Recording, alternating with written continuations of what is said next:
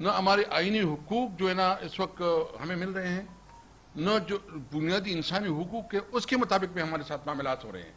یعنی even jail manual کے مطابق، جیل رولز کے مطابق جو اس کا حق ہے، جو عام ایک مرڈر کو، ایک اسمگلر کو، جتنے بھی کرمنلز ہیں اس کو یہ اس قسم کی فیسلٹی، عمران خان دہشت گردوں کو یہ فیسلٹی اویلیبل ہے، جبکہ عمران خان اس ملک کا ایک بہت بڑا نام ہے. اس نے اس ملک کے لیے بہت عزت دی، یہ اس ملک کا پرائم منسٹر رہا اور اس ملک کے لیے ایک پہچان ہے.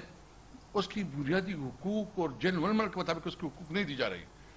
ہم حکومت سے مطالبہ کرتے ہیں کہ اس حد تک نہ جاؤ. سپریم کورٹ میں ہم اس سے جو ہے نا انصاف کی توقع رکھ رہے ہیں، اور یہ عدالتوں کے لیے بھی امتحان ہے، اور یہ عام پبلک کا اعتماد اگر بحال کرنا ہے تو کل کا فیصلے میں وہ ہمیں امید ہے کہ وہ انصاف دیں گے.